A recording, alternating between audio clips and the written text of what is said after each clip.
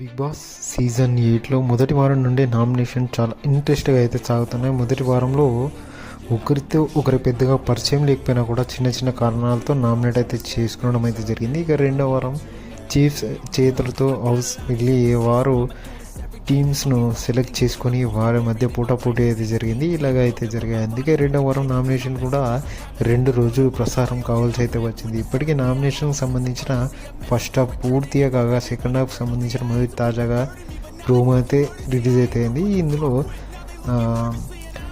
Dictator కాదు తాజాగా విడుదలైన ప్రోమోలో ముందుగా కామెంట్ అయితే చేశాడు. ఫస్ట్ సర్వైవల్ కోసం ననిక దగ్గరకు వెళ్ళి మీ టీంకు నన్ను తీసుకొని నేనే చెప్పావు, మీ చీఫ్కు వెన్నుపోటు పొడిచామనిపించింది అంటూ తన కారణాన్ని అయితే ఇచ్చాడు. ఈ గేమ్ మొత్తం సర్వైవల్ గురించి అంటూ తన అభిప్రాయాన్ని వ్యక్తం అయితే చేశాడు మనకంటే. ఆ తర్వాత ప్రేరణ వచ్చి తన నిక్ని అయితే నామినేట్ చేసింది. ఉదయం బ్రేక్ఫాస్ట్ మీ టీం ఎందుకు చేయలేదు అని ప్రశ్నించింది.